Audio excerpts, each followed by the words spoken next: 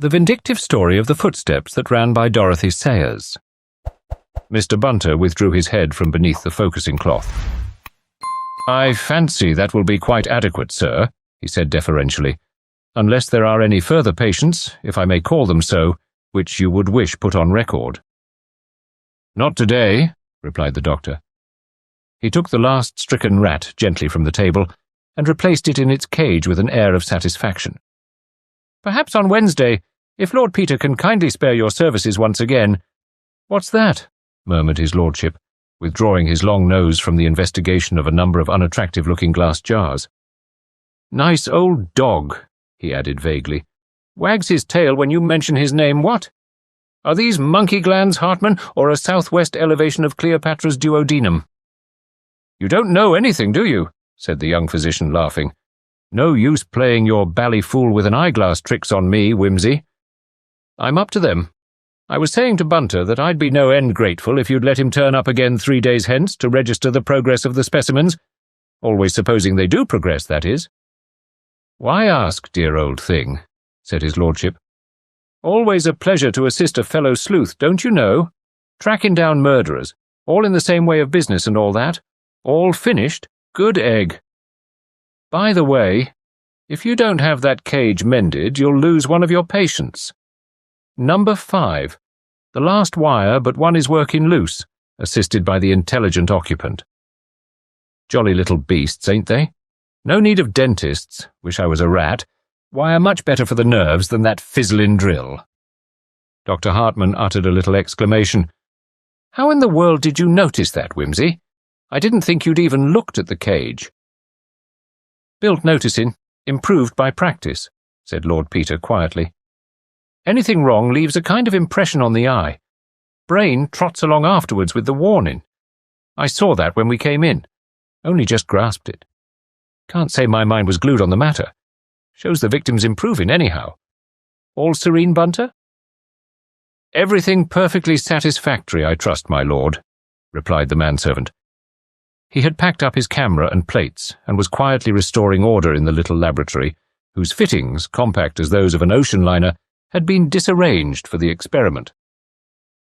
"Well," said the doctor, "I am enormously obliged to you, Lord Peter, and to Bunter, too. I am hoping for a great result from these experiments, and you cannot imagine how valuable an assistance it will be to me to have a really good series of photographs. I can't afford this sort of thing. Yet," he added, his rather haggard young face wistful as he looked at the great camera, "and I can't do the work at the hospital. There's no time. I've got to be here.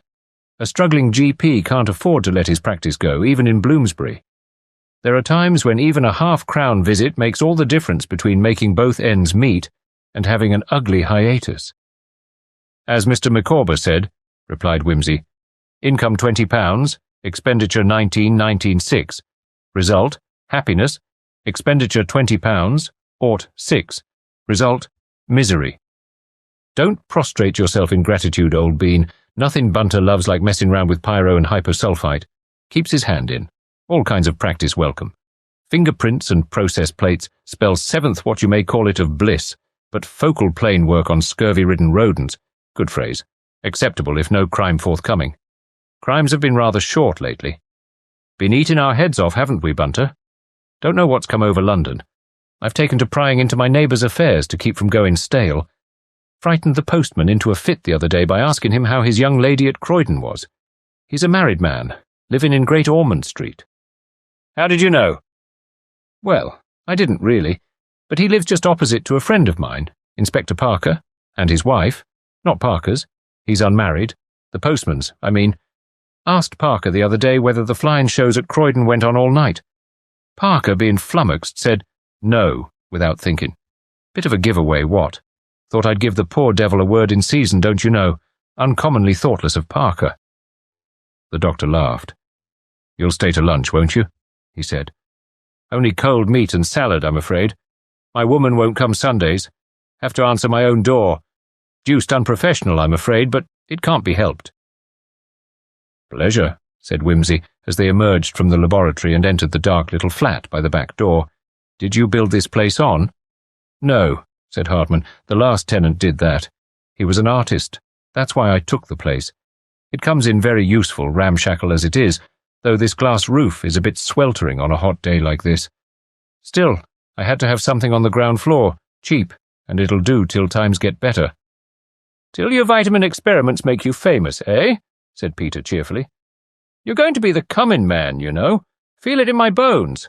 Uncommonly neat little kitchen you've got anyhow." "It does," said the doctor. "The lab. Makes it a bit gloomy, but the woman's only here in the daytime." He led the way into a narrow little dining room, where the table was laid for a cold lunch. The one window at the end farthest from the kitchen looked out into Great James Street. The room was little more than a passage, and full of doors. The kitchen door, a door in the adjacent wall leading into the entrance hall, and a third on the opposite side, through which his visitor caught a glimpse of a moderate-sized consulting room. Lord Peter Wimsey and his host sat down to table, and the doctor expressed a hope that Mr. Bunter would sit down with them. That correct person, however, deprecated any such suggestion. "If I might venture to indicate my own preference, sir," he said, "it would be to wait upon you and his lordship in the usual manner." "It's no use," said Wimsey. "Bunter likes me to know my place. Terrorizing sort of man, Bunter. Can't call my soul my own. Carry on, Bunter. We wouldn't presume for the world." Mr. Bunter handed the salad and poured out the water with a grave decency appropriate to a crusted old tawny port. It was a Sunday afternoon in that halcyon summer of 1921. The sordid little street was almost empty. The ice cream man alone seemed thriving and active. He leaned luxuriously on the green post at the corner in the intervals of driving a busy trade. Bloomsbury's swarm of able-bodied and able-voiced infants was still, presumably within doors, eating steamy Sunday dinners inappropriate to the tropical weather. The only disturbing sounds came from the flat above, where heavy footsteps passed rapidly to and fro. "Who's the merry and bright bloke above?" inquired Lord Peter presently. "Not an early riser, I take it. Not that anybody's on a Sunday morning. Why an inscrutable providence ever inflicted such a ghastly day on people living in town I can't imagine. I ought to be in the country, but I've got to meet a friend at Victoria this afternoon.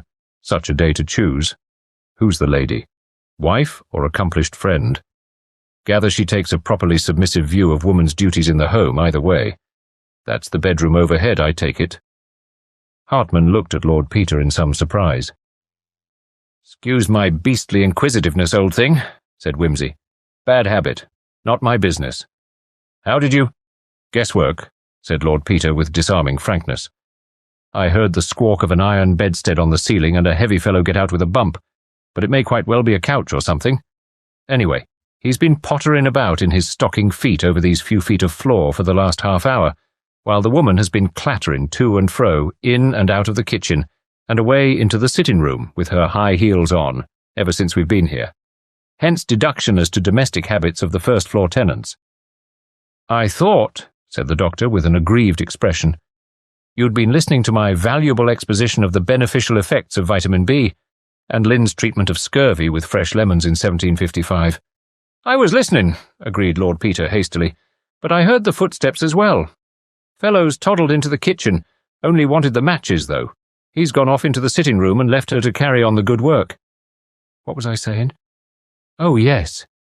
You see, as I was saying before, one hears a thing or sees it without knowing or thinking about it. Then afterwards one starts meditating, and it all comes back, and one sorts out one's impressions. Like those plates of Bunter's. Pictures all there, what's the word I want, Bunter? Latent, my lord. That's it. My right-hand man, Bunter. Couldn't do a thing without him. The picture's latent till you put the developer on. Same with the brain. No mystery. Little grey books, all my respected grandmother. Little grey matters, all you want to remember things with. As a matter of curiosity, was I right about those people above? Perfectly. The man's a gas company's inspector. A bit surly, but devoted, after his own fashion, to his wife. I mean, he doesn't mind hulking in bed on a Sunday morning and letting her do the chores, but he spends all the money he can spare on giving her pretty hats and fur coats and what-not. They've only been married about 6 months. I was called in to her when she had a touch of flu in the spring, and he was almost off his head with anxiety. She's a lovely little woman, I must say, Italian. He picked her up in some eating place in Soho, I believe. Glorious dark hair and eyes.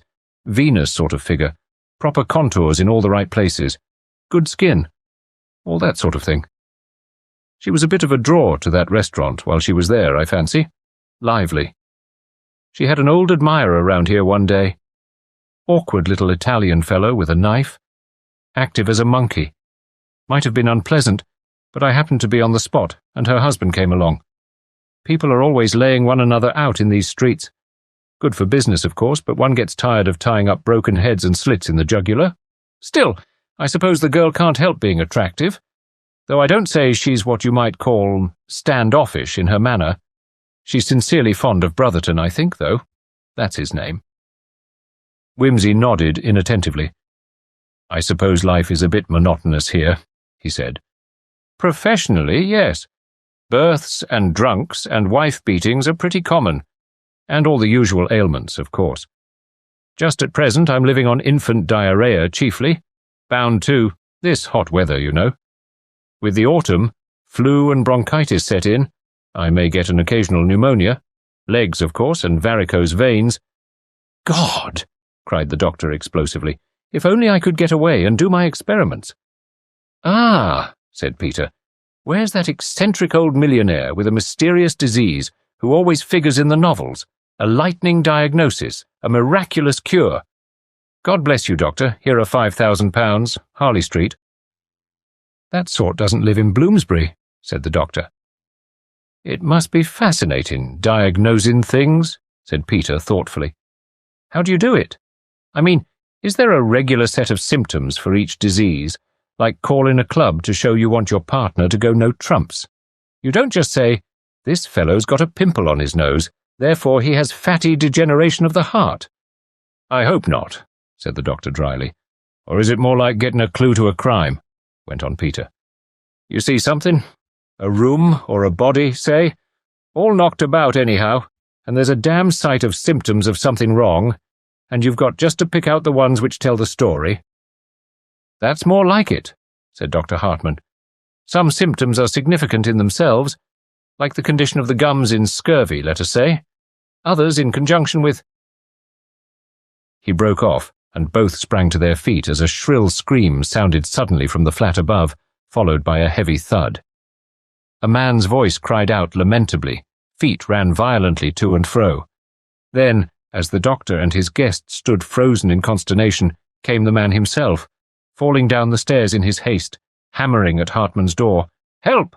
Help! Let me in! My wife! He's murdered her! They ran hastily to the door and let him in. He was a big, fair man in his shirt-sleeves and stockings. His hair stood up and his face was set in bewildered misery. She is dead. Dead. He was her lover, he groaned. Come and look. Take her away, doctor. I have lost my wife, my Madalena. He paused, looked wildly for a moment, and then said hoarsely, Someone's been in, somehow stabbed her, murdered her. I'll have the law on him, doctor. Come quickly.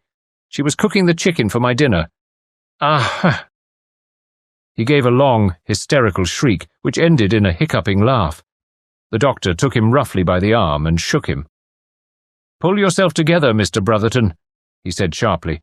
Perhaps she is only hurt. Stand out of the way. Only hurt? Said the man, sitting heavily down on the nearest chair. No, no, she is dead, little Madalena. Oh, my God! Dr. Hartman snatched a roll of bandages and a few surgical appliances from the consulting room, and he ran upstairs, followed closely by Lord Peter. Bunter remained for a few moments to combat hysterics with cold water. Then he stepped across to the dining-room window and shouted, Well, what is it?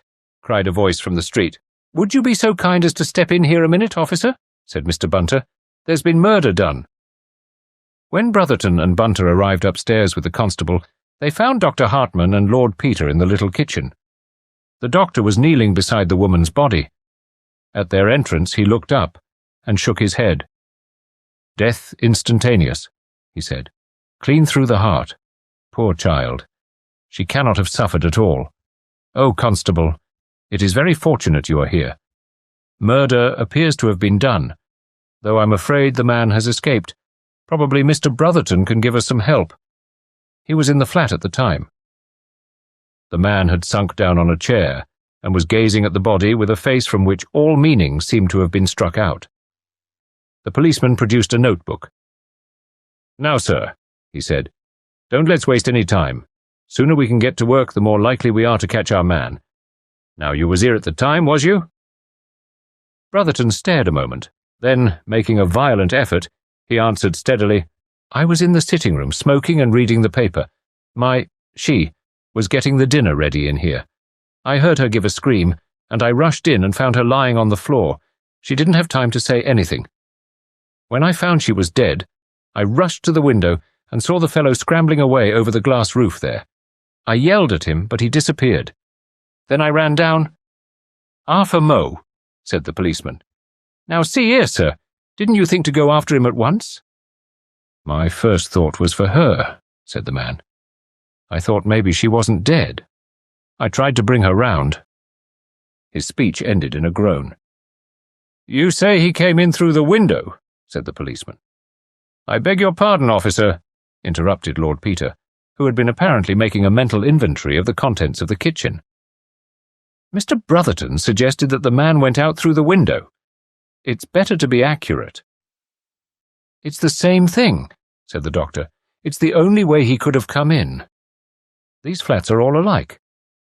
The staircase door leads into the sitting room, and Mr. Brotherton was there, so the man couldn't have come that way."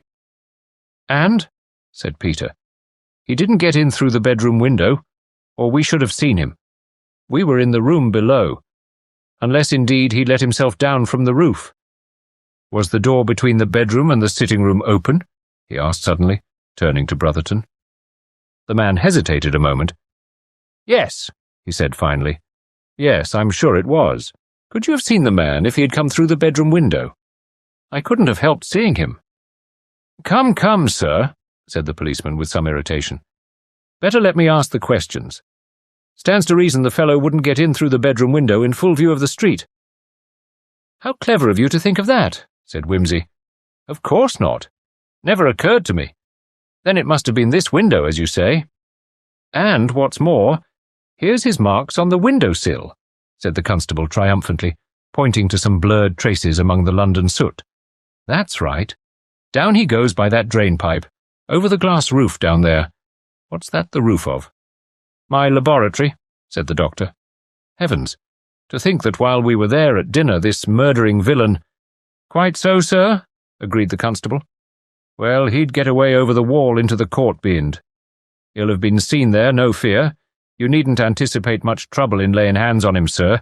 I'll go round there in half a tick. Now then, sir," turning to Brotherton, "have you any idea what this party might have looked like?" Brotherton lifted a wild face, and the doctor interposed. "I think you ought to know, Constable," he said, "that there was, well, not a murderous attack, but what might have been one, made on this woman before, about 8 weeks ago, by a man named Marinchetti, an Italian waiter, with a knife." "Ah!" The policeman licked his pencil eagerly. "Do you know this party as has been mentioned?" he inquired of Brotherton. "That's the man," said Brotherton with concentrated fury. "Coming here after my wife. God curse him. I wish to God I had him dead here beside her." "Quite so," said the policeman. "Now, sir," to the doctor, "have you got the weapon what the crime was committed with?" "No," said Hartman. "There was no weapon in the body when I arrived." "Did you take it out?" pursued the constable to Brotherton. "No," said Brotherton. "He took it with him." "Took it with him?" The constable entered the fact in his notes. "Phew! Wonderful lot it is in here, ain't it, sir?" he added, mopping his brow. "It's the gas oven, I think," said Peter mildly.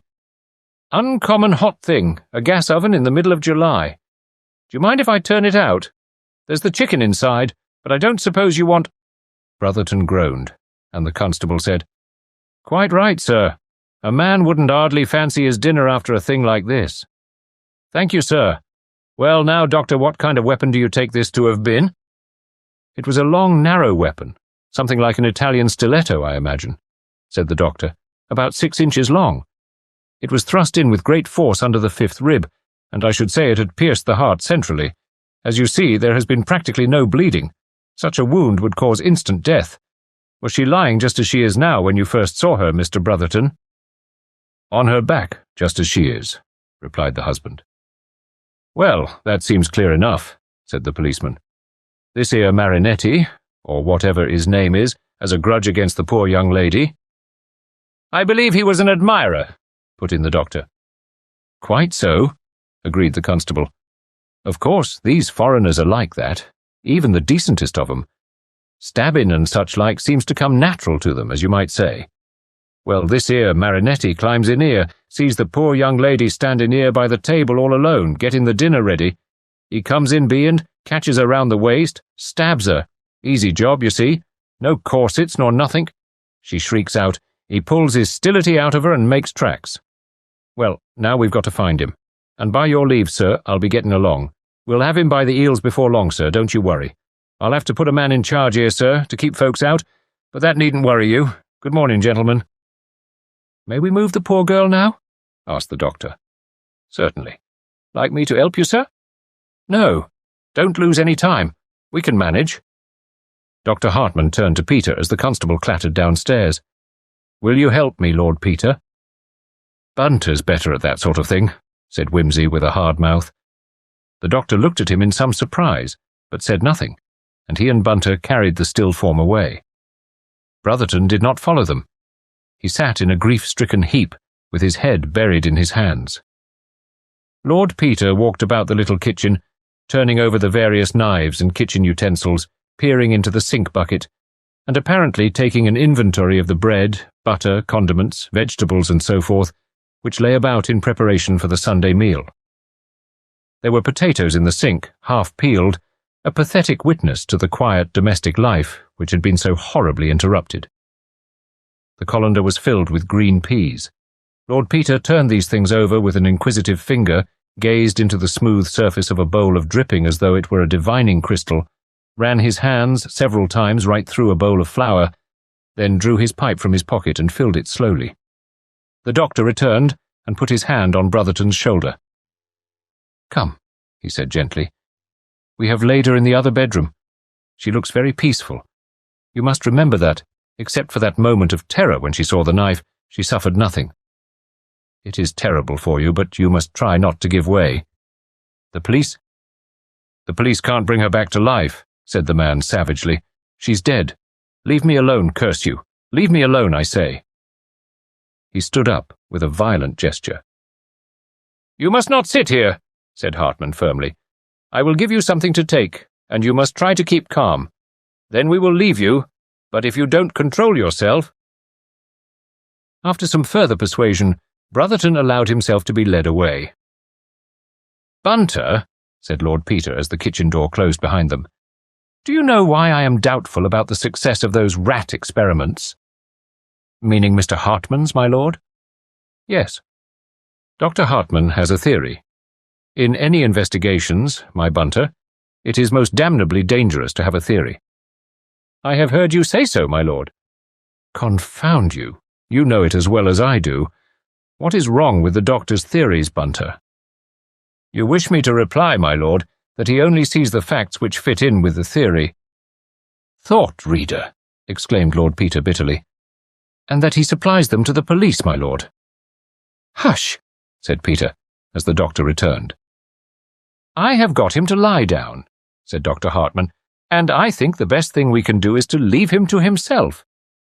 "Do you know," said Wimsey, "I don't cotton to that idea somehow." "Why? Do you think he's likely to destroy himself?" "That's as good a reason to give as any other, I suppose," said Wimsey, "when you haven't got any reason which can be put into words. But my advice is, don't leave him for a moment." "But why? Frequently, with a deep grief like this, the presence of other people is merely an irritant. He begged me to leave him." "Then for God's sake go back to him," said Peter. "Really, Lord Peter," said the doctor, "I think I ought to know what is best for my patient." "Doctor," said Wimsey, "this is not a question of your patient. A crime has been committed." "But there is no mystery." "There are 20 mysteries. For one thing, When was the window cleaner here last? The window cleaner? Who shall fathom the ebony-black enigma of the window cleaner? Pursued Peter lightly, putting a match to his pipe. You are quietly in your bath, in a state of more or less innocent nature, when an intrusive head appears at the window, like the ghost of Hamilton Tigg, and a gruff voice, suspended between earth and heaven, says, "Good morning, sir." Where do window cleaners go between visits? Do they hibernate, like busy bees? Do they— Really, Lord Peter, said the doctor, don't you think you're going a bit beyond the limit? Sorry you feel like that, said Peter, but I really want to know about the window cleaner. Look how clear these panes are. He came yesterday, if you want to know, said Dr. Hartman, rather stiffly. You are sure? He did mine at the same time. I thought as much, said Lord Peter. In the words of the song, I thought as much. It was a little window cleaner. In that case, he added, it is absolutely imperative that Brotherton should not be left alone for a moment. Bunter, confound it all, where's that fellow got to? The door into the bedroom opened. My lord? Mr. Bunter unobtrusively appeared, as he had unobtrusively stolen out to keep an unobtrusive eye upon the patient. Good, said Wimsey. Stay where you are. His lackadaisical manner had gone, and he looked at the doctor as 4 years previously he might have looked at a refractory subaltern. Dr. Hartman, he said, something is wrong. Cast your mind back. We were talking about symptoms. Then came the scream. Then came the sound of feet running. Which direction did they run in? I'm sure I don't know. Don't you? Symptomatic, though, Doctor. They have been troubling me all the time subconsciously. Now I know why. They ran from the kitchen. Well? Well. And now the window cleaner. What about him? Could you swear that it wasn't the window cleaner who made those marks on the sill?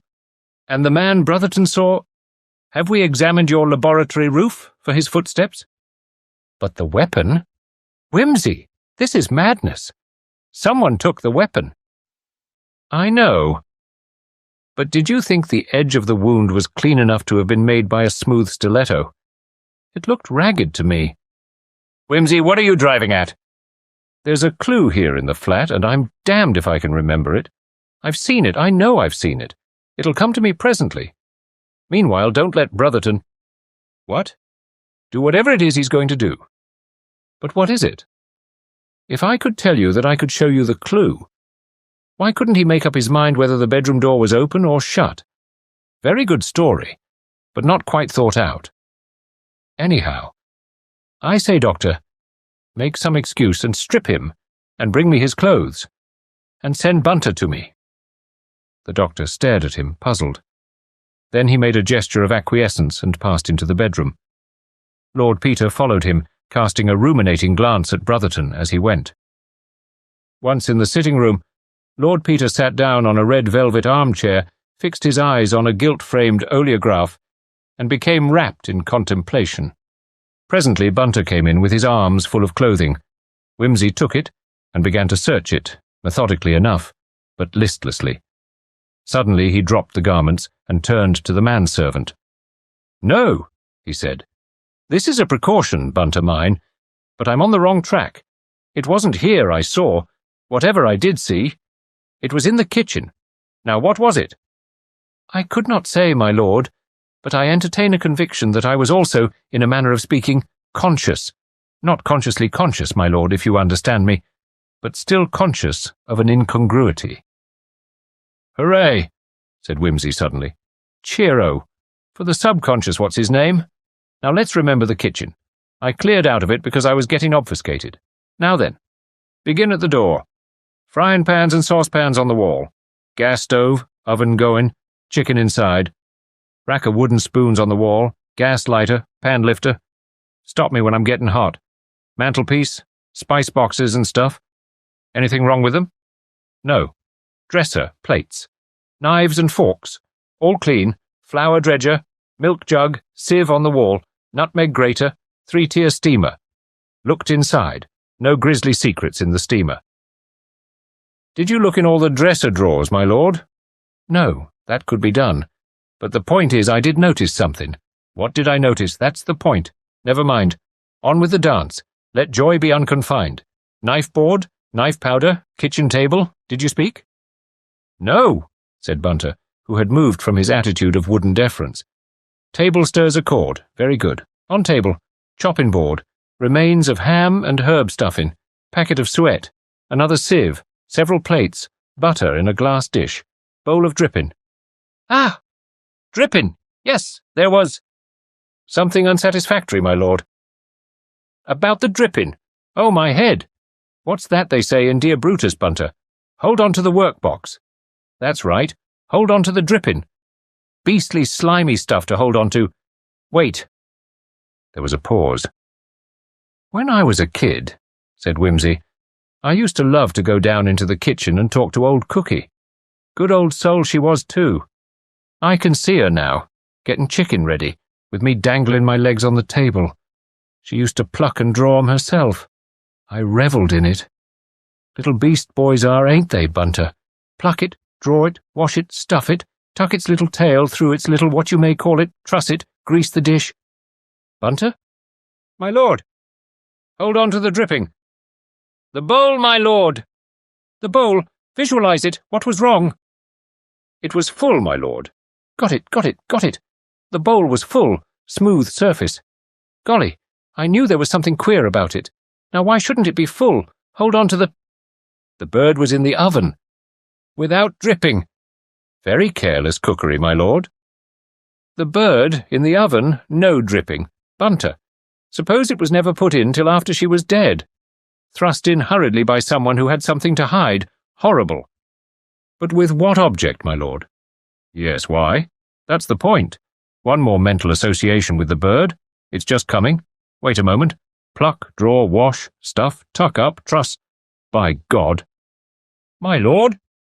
Come on, Bunter, thank heaven we turned off the gas. He dashed through the bedroom, disregarding the doctor and the patient, who sat up with a smothered shriek. He flung open the oven door and snatched out the baking tin. The skin of the bird had just begun to discolour. With a little gasp of triumph, Wimsey caught the iron ring that protruded from the wing and jerked out, the 6-inch spiral skewer. The doctor was struggling with the excited Brotherton in the doorway. Wimsey caught the man as he broke away and shook him into the corner with a jiu-jitsu twist. "Here is the weapon," he said. "Prove it, blast you," said Brotherton savagely. "I will," said Wimsey. "Bunter, call in the policeman whom you will find at the door. Doctor, we shall need your microscope." In the laboratory, the doctor bent over the microscope. A thin layer of blood from the skewer had been spread upon the slide. "Well?" said Wimsey impatiently. "It's all right," said Hartman. "The roasting didn't get anywhere near the middle. My God, Wimsey, yes, you're right. Round corpuscles, diameter 136/21, mammalian blood, probably human." "Her blood," said Wimsey. "It was very clever, Bunter," said Lord Peter, as the taxi trundled along on the way to his flat in Piccadilly. "If that fowl had gone on roasting a bit longer, the blood corpuscles might easily have been destroyed beyond all hope of recognition. It all goes to show that the unpremeditated crime is usually the safest." "And what does your lordship take the man's motive to have been?" "In my youth," said Wimsey meditatively, "they used to make me read the Bible. Trouble was, the only books I ever took to naturally were the ones they weren't over and above keen on. But I got to know the Song of Songs pretty well by heart. Look it up, Bunter. At your age it won't hurt you. It talks sense about jealousy." "I have perused the work in question, your lordship," replied Mr. Bunter with a sallow blush. "It says, if I remember rightly, jealousy is cruel as the grave."